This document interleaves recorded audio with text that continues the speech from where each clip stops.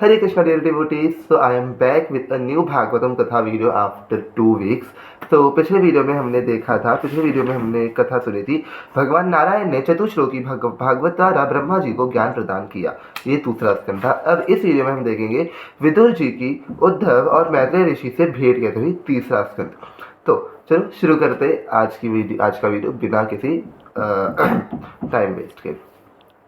और हाँ, एक और चीज़ बोलना चाहता हूँ कि अगर आपने मेरे पिछले वीडियोस नहीं देखे हैं तो वो ज़रूर देख लेना, क्योंकि जब तक वो कथा आप नहीं सुनोगे तब तक ये कथा आपको समझ में नहीं आएगी, क्योंकि स्टेप बाय स्टेप ही जाना रहता है। तो अगर आपने पिछली कथाएं नहीं सुनी तो पहले वो सुनना, फिर ये वाला वीडियो देखना। तो चलो शुरू करते हैं। शील सुखदेव गोस्वामी से भौतिक ब्रह्मांडों की सृष्टि का विवरण सुनकर शौनक ऋषि ने सूत गोस्वामी से पूछा, हे शील सुत जी, हम यह जानने के इच्छुक है कि विदुर जी ने किस प्रकार अपना गृह त्याग किया और वन में मैत्रेय ऋषि से उपदेश प्राप्त किए। यह सुनकर सुत गोस्वामी ने नैमिषारण्य में एकत्र ऋषि मुनियों को वही कथा सुनाई जिसका उपदेश शुकदेव गोस्वामी ने परीक्षित महाराज को दिया था। पांडवों के वनवास से लौटने के पश्चात धृतराष्ट्र ने विदुर जी को सलाह लेने के लिए बुलाया। विदुर ने अपने बड़े भाई को सलाह देते हुए कहा, आपको चाहिए कि आप युधिष्ठिर को बुलाकर उन्हें उनका अधिकृत राज्य सौंप दे, क्योंकि आपकी गलतियों के कारण उन्होंने पहले ही अनेक कष्ट उठाए हैं। क्या आपको उनका और प्रतिशोध की भावना से भरे भीमसेन का जरा भी भय नहीं है? भगवान श्री कृष्ण पांडवों को अपना सर्वाधिक प्रिय संबंधी मानते हैं। आपने अपने घर में अपराध और पाप के मूर्तिमान स्वरूप को शरण दी हुई है। वह कोई और नहीं, स्वयं आपका पुत्र दुर्योधन है। भगवान श्री कृष्ण से द्वेष के कारण वह मंगल विहीन हो चुका है। यदि आप अपने वंश का कल्याण चाहते हैं तो तुरंत दुर्योधन का त्याग कर दे। उस समय दुर्योधन अपने छोटे भाइयों कर्ण तथा मामा शकुनी के साथ उसी सभा में बैठा था। विदुर ने वचन सुनकर क्रोध में उसके होठ थरथराने लगे।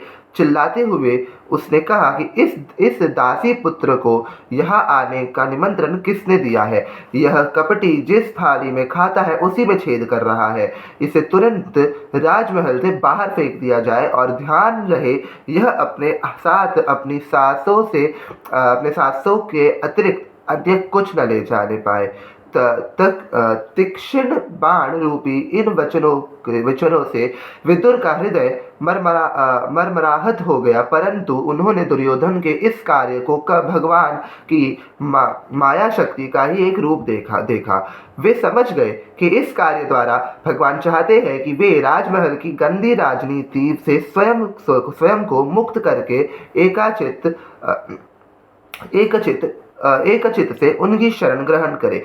विदुर अपने भाई के समान कभी भी राजसी वैभव से आसक्त नहीं थे, और वे सदैव घर त्याग कर स्वयं को भगवान की सेवा में न्यौछावर करने के लिए तत्पर थे। दुर्योधन के व्यवहार को विदुर ने एक सुअवसर के रूप में देखा और भगवान की मायावी शक्ति की मन ही मन प्रशंसा करने लगे। यद्यपि इस माया शक्ति ने दुर्योधन की बुद्धि को भ्रष्ट कर दिया था, परंतु इसमें विदुर जी अपना लाभ देखने लगे, इसलिए उन्हें रत्ती भर भी खेद नहीं हुआ।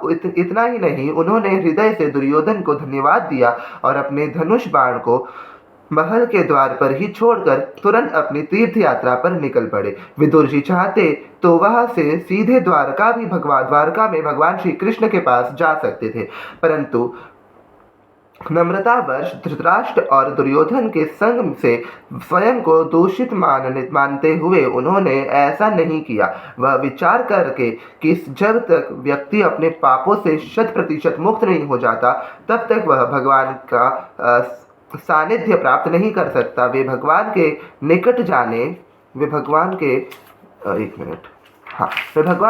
जाने के लिए स्वयं को भगवत संघ के अयोग्य देख रहे थे। उन्होंने निश्चय किया कि वे पहले विभिन्न तीर्थों का भ्रमण करके स्वयं को शुद्ध करेंगे और इस प्रकार भगवान के निकट आने की योग्यता प्राप्त कर पाएंगे। भगवान श्री कृष्ण पर मन एकाग्र करके विदुर जी ने अपनी देह की सब चिंता त्याग कर अयोध्या, द्वारका, मथुरा जैसे तीर्थों की यात्रा आरंभ की। इस दौरान कोई उन्हें पहचान न पाए, इसलिए उन्होंने साधु वेश धारण कर लिया। प्रभास में विदुर जी को यदुवंश के विनाश का समाचार मिला और तब वे सरस्वती नदी के तट पर होते हुए पश्चिम दिशा की ओर यात्रा करने लगे। अंततः सौवीर, मत्स्य और कुरुंजांगल राज्यों को पार करके वे यमुना नदी के तट पर पहुँचे। वहाँ उनकी भेंट भगवान श्री कृष्ण के चचेरे भाई और अंतरंग मित्र उद्धव से मिलते ही विदुर ने स्नेहपूर्वक उनका प्रगाढ़ आलिंगन किया और श्री कृष्ण, बलराम, यदुओं, पांडवों तथा कुंती देवी का समाचार पूछने लगे। उन्होंने धृतराष्ट्र का समाचार नहीं पूछा क्योंकि वे जानते थे कि वह समाचार धृतराष्ट्र की अधोगति का ही होगा। उन्हें पहले से ही यदुवंश के विनाश का ज्ञान था, परंतु प्रभास में यह समाचार सुनकर उनको गहरा धक्का लगा था और इसलिए वे एक बार पुनः उद्धव के मुख से इसे सुनना चाहते थे। विदुर ने उद्धव से भगवान श्री कृष्ण की महिमाओं का वर्णन करने के लिए कहा, क्योंकि भगवान इस पृथ्वी पर समस्त प्राणियों के कल्याणार्थ ही अवतरित होते हैं। विदुर के प्रश्नों को सुनकर उद्धव भगवान श्री कृष्ण की स्मृतियों में निमग्न हो गए। उनसे विरह की तीव्र वेदना का अनुभव करने के कारण उनके मुख से एक भी शब्द नहीं निकला। धीरे धीरे उनका मन श्री कृष्ण के चरण कमलों के चिंतन में विभोर हो गया और उनके शरीर में दिव्य उन्माद के समस्त लक्षण प्रकट होने लगे। इसे देखकर विदुर सहज समझ सक गए कि उद्धव को भगवत प्रेम की सर्वोच्च अवस्था प्राप्त हो चुकी है। यहाँ तक कि 5 वर्ष की अल्पावस्था में भी श्री उद्धव पूरी तरह श्री कृष्ण भगवान के निम्न रहते थे। श्री कृष्ण भगवान में निमग्न रहते थे। उनकी माता उन्हें भोजन के लिए पुकारती रहती, परंतु वे श्री कृष्ण की गुड़ियाओं को सजाने, खिलाने और उनकी पूजा में तल्लीनता के कारण उन्हें ब्रह्म जगत की कोई सद्बुद्धि नहीं रहती थी। मतलब कि वो भक्ति में इतने तल्लीन हो गए थे कि वो मतलब ब्रह्म जगत यानी कि इस माया रूपी जगत में क्या चल रहा है उन्हें वो भी कुछ ज्ञात नहीं था कि उनकी माता उनको खाने के लिए बुला रही है या कौन उनको क्या बुला रहा है, कुछ भी उनको ज्ञात नहीं रहता था। नित्य सिद्ध भक्तों के ऐसे ही लक्षण होते हैं। जन्म से ही उद्धव के हृदय में श्री कृष्ण की सेवा की सहज प्रवृत्ति थी। अंततः कुछ समय पश्चात उद्धव द्वारका के विचारों से बाहर निकलकर अपनी ब्रह्म चेतना में लौटे। मधुर वचनों में विदुर जी के प्रश्न का उत्तर देते हुए उन्होंने कहा, श्री कृष्ण रूपी सूर्य इस संसार के क्षितिज से अब अस्त हो चुका है, यानी कि श्री कृष्ण जा चुके हैं। अब हमारे कुशल क्षेम के बारे में क्या पूछना। यह जगत अब भाग्य विहीन हो चुका है और सबसे अधिक भाग्य विहीन तो यादव है। जिस प्रकार मछलियाँ चंद्रमा के समुद्र से जन्म लेने के कारण उसे अपने ही परिवार वाला मानने लगती है, उसी प्रकार हम भी श्री कृष्ण को अपना संबंधी मानकर यह नहीं समझ पाए थे कि वे पूर्ण पुरुषोत्तम भगवान थे। यह कहकर उद्धव शोक करने लगे। उन्होंने आगे कहा कि महाराज युधिष्ठिर के राजसूय यज्ञ में समस्त देवता उपस्थित थे। वहाँ श्री कृष्ण के रूप सौंदर्य को देखकर उन्हें लगा मानो वे ब्रह्मा जी की सृष्टि की सर्वोत्कृष्ट रचना है। श्री कृष्ण को कंस के भय से व्रज में छिपा कर रखा गया और बाद में उन्होंने मथुरा से भागकर समुद्र में अपना निवास बनाया। मैं जब इन भ्रामक घटनाओं पर विचार करता हूँ तो मेरा मन व्यथित हो जाता है। वास्तव में उद्धव श्री कृष्ण की लीलाओं से भ्रमित नहीं थे, अपितु वे अपने प्रिय स्वामी को विरह से व्यथित थे। अपितु वह अपने प्रिय के मतलब जो कृष्ण जी जब चले गए ना, द्वापर युग खत्म होने को था, श्री कृष्ण चले गए थे द्वापर युग को छोड़ के, तो वो उनके विरह में रो रहे थे। उद्धव ने विदुर से कहना जारी रखा। उन्होंने कहा, श्री कृष्ण ने अपने माता पिता देवकी वासुदेव से क्षमा मांगी कि वृंदावन में होने के कारण वे उनकी सेवा नहीं कर सके। भगवान का यह व्यवहार मेरे हृदय को दुखी कर देता है। विदुर जी, आपने तो स्वयं देखा है कि यद्यपि शिशुपाल श्री कृष्ण से द्वेष करता था, फिर भी उन्होंने उसे ब्रह्म ज्योति में विलीन होने वाली मुक्ति प्रदान की। यह मुक्ति विरले योगियों को ही प्राप्त हो पाती है। भगवान से विरह को भला कौन सहन कर सकता है। कुरुक्षेत्र की युद्ध भूमि में अर्जुन के तीक्ष्ण बाणों के प्रहार से जिस योद्धाओं ने श्री कृष्ण के मुखमंडल को देखते हुए अपने प्राण त्यागे, उन्होंने तत्क्षण भगवान के धाम को प्राप्त कर लिया। श्री कृष्ण अक्सर महाराज उग्रसेन के सम्मुख खड़े होकर उन्हें समाचार देते थे। महाराज, आपकी प्रसन्नता के लिए मैं यह बताना चाहता हूँ कि पूतना राक्षसी श्री कृष्ण को हलाहल विष द्वारा मारने की इच्छा से आई, परंतु भगवान ने उसे माता का स्तर प्रदान कर दिया। इसलिए श्री कृष्ण के अतिरिक्त अन्य कौन है जिसका मैं आश्रय लूं। वास्तव में असुर वर्ग भक्तों से अधिक भाग्यशाली है, यानी कि असुर जो है हम भक्तों से अधिक भाग्यशाली है, क्योंकि असुरों ने मतलब पूतना ने भगवान को दूध पिलाते हुए उनका उद्धार हुआ। उसके बाद शिशुपाल कैसे मृत्यु को प्राप्त हुए, श्री कृष्ण से ही प्राप्त हुए थे। इसीलिए असुर योनि है ना, मतलब जो असुर लोग हैं वो देवता और भक्तों से ज़्यादा भाग्यशाली हैं, क्योंकि भगवान के शत्रु भाव में युद्ध करते समय उन्होंने गरुड़ पर आरूढ़ भगवान के अत्यंत मनोहारी दर्शन प्राप्त होते हैं। और हम भक्त तो इतना इंतजार करना पड़ता है भक्तों को और देवताओं को भगवान का मुखमंडल उसका दर्शन करने के लिए। वास्तव में असुर कभी भी भक्तों की बराबरी नहीं कर सकते, परंतु यह उद्धव भगवान श्री कृष्ण से विरह की तीव्र भावनाओं का अनुभव कर रहे हैं। वे सोच रहे हैं कि अपनी मृत्यु के समय साक्षात भगवान को नहीं देख पाने के कारण उन्हें इसी भौतिक संसार में रहना पड़ेगा। दूसरी ओर जिन असुरों ने भगवान के द्वारा मृत्यु प्राप्त की थी, वे पहले से ही चिन्मय आकाश में पहुंच चुके हैं। इसलिए असुर भगवान से ज़्यादा वो भाग्यशाली है। तत्पश्चात विदुर जी के हृदय में श्री कृष्ण कथा सुनने की ज्वलंता उत्कंठा देखकर उद्धव ने श्री कृष्ण की 11 वर्षों तक वृंदावन में की गई लीलाओं तथा मथुरा एवं अन्य द्वारका लीलाओं को सुनाया। उस दौरान महाराज युधिष्ठिर संपूर्ण पृथ्वी के सम्राट थे और भगवान श्री कृष्ण उनके अधीनस्थ राजा के रूप में द्वारका पर राज्य कर रहे थे।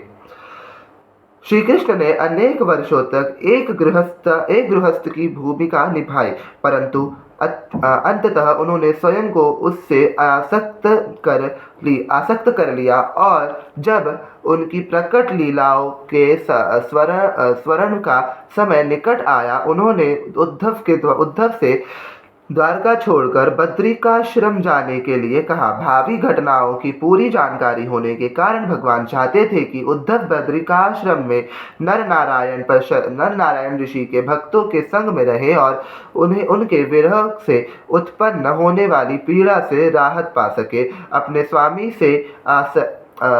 स्वामी से असहनीय विरह के कारण उद्धव उनका संग नहीं त्याग पाए और अंततः उस स्थान पर आ पहुंचे जहां पर श्री कृष्ण एक नव वट वृक्ष के तने का सहारा लेकर बैठे हुए थे। वह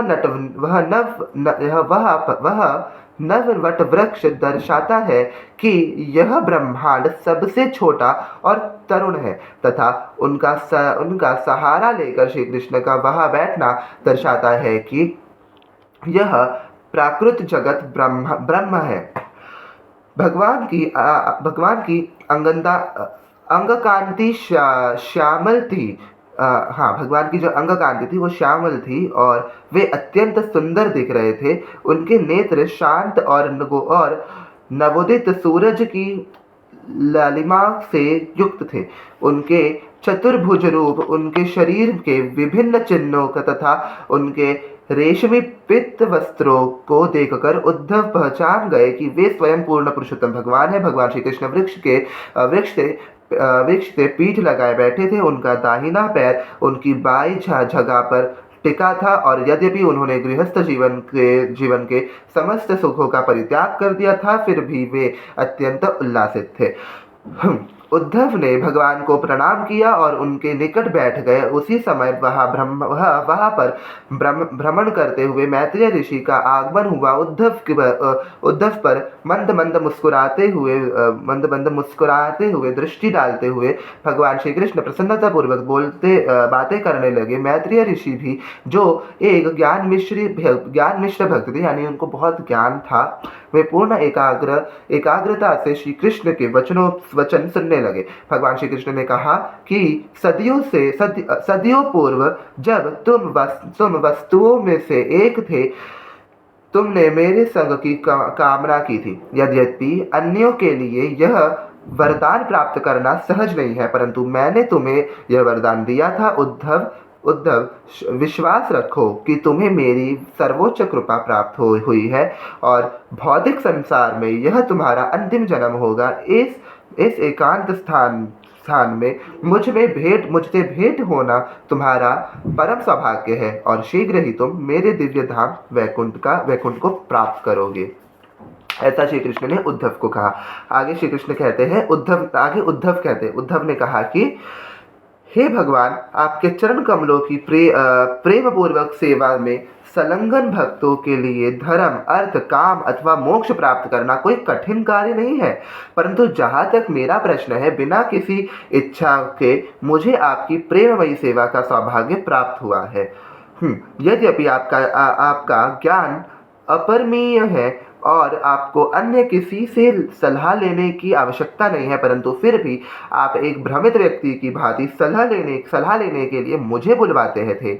आपके ऐसे कार्य अब मुझे भ्रमित कर रहे हैं। हे भगवान, यदि आप मुझे योग्य समझे तो कृपया वह ज्ञान दीजिए जिसे आपने सृष्टि के आरंभ में ब्रह्मा जी को दिया था और जिसके द्वारा आपको सहजता से समझा जा सके। तब उद्धव ने विदुर जी से कहा कि भगवान श्री कृष्ण ने विस्तार पूर्वक मुझे वह ज्ञान प्रदान किया। अंत में मैंने उनकी परिक्रमा की और यहाँ यमुना तट पर आ गए। भगवान ने विक्षोभ के कारण मेरा मन बहुत उद्घीन है। उनकी अनुपस्थिति में मेरा चित्त विक्षिप्त है और अपनी इस पीड़ा को शांत करने के लिए उनके निर्देश अनुसार बद्रिकाश्रम के मार्ग पर हूँ। यानी कि विदुर जी, ऐसा उद्धव ने विदुर जी से कहा। ऐसा उद्धव ने विदुर जी से कहा था। उद्धव के मुखारविंद से अपने मित्रों एवं संबंधियों के विनाश का समाचार सुनकर विदुर ने दिव्य ज्ञान का आश्रय लेते हुए अपने व्यथित मन को शांत किया और जब उद्धव वहां से प्रस्थान करने के लिए तैयार हुए, विदुर ने उनसे उस ज्ञान का व्याख्यान करने का निवेदन किया जिसे उन्होंने प्रत्यक्ष भगवान श्री कृष्ण से सुना था। परंतु उद्धव ने विदुर से आग्रह किया कि वे निकट ही निवास कर रहे मैत्रेय ऋषि से वह ज्ञान सुने और उम्र में उद्धव मैत्रेय से छोटे थे और अपने से बड़ों के रहते हुए ज्ञान देने का प्रयास एक अपराध मर्यादा व्यक्ति कर्म माना जाता है। मतलब कि वो छोटे थे ना उद्धव जी, इसीलिए सॉरी, मतलब जो मैत्रेय ऋषि जो है वो उनसे बड़े थे, किनसे, सॉरी, हाँ। सो उद्धव जो है मैत्रेय ऋषि से छोटे थे, इसीलिए उद्धव जी ने कहा कि आप मैत्रेय ऋषि से वो ज्ञान प्रदान कीजिए, क्योंकि छोटों बड़ों के रहते छोटे बच्चे, छोटे जो शिष्य है यानी गुरु के रहते शिष्य यदि ज्ञान दे तो वो अपराध माना जाता है। इसीलिए भगवान श्री कृष्ण एवं उनके उनके पार्षदों के अंतर ध्यान होने के पश्चात अब केवल उद्धव ही शेष बचे थे। चूंकि भगवान श्री कृष्ण उद्धव को अपना सर्वश्रेष्ठ भक्त मानते थे, उन्होंने स्वयं के विषय में सर्वाधिक गृह ज्ञान का प्रसार करने के लिए उनका चुनाव किया। दूसरे शब्दों में भगवान के अंतर ध्यान होने से संबंधित गृह ज्ञान इसलिए उद्धव को दिया गया जिससे वे इस नर नारायण ऋषि एवं बद्रिका आश्रम में रहने वाले अन्य ऋषि मुनियों को प्रदान कर सके। आगे उस रात्रि उद्धव ने उनमें से कुछ उपदेश विदुर को भी सुनाए। जब विदुर ने सुना कि इस संसार को त्यागते समय भगवान श्री कृष्ण ने उनका स्मरण किया था, वे रोने लगे। अगले दिन प्रातः उद्धव ने बद्रिका आश्रम की ओर प्रस्थान किया और यमुना तट पर कुछ दिन व्यतीत करने के पश्चात विदुर जी भी मैत्रेय ऋषि से भेंट करने के लिए हरिद्वार की ओर चल पड़े। अब यहाँ पे कथा समाप्त होती है। अगले वीडियो में हम देखेंगे ब्रह्मा जी का जन्म, 4 कमलों एवं अन्यों का जन्म कैसे हुआ, मतलब ब्रह्मा जी का जन्म कैसे हुआ और 4 कुमारों एवं अन्यों का जन्म कैसे हुआ, 4 संत कुमार जो रहते हैं और ब्रह्मा जी का जन्म, उन सब के बारे में हम अगले वीडियो में देखेंगे। तो ये वीडियो कैसी लगी कमेंट सेक्शन में बताओ। वीडियो अच्छी लगी तो लाइक कर दो, चैनल पे नहीं तो सब्सक्राइब कर दो, एंड अगर बैकग्राउंड म्यूजिक आ रहा होगा तो उसको इग्नोर करने के लिए ईयरफोन जरूर लगा लेना गाइस। ओके, तो चलो खत्म करते हैं आज का वीडियो, और वीडियो कैसा लगा कमेंट सेक्शन में जरूर बताना। अच्छी लगे तो लाइक कर दो, चैनल पे सब्सक्राइब कर दो। मिलते हैं नेक्स्ट वीडियो में। हरे कृष्णा।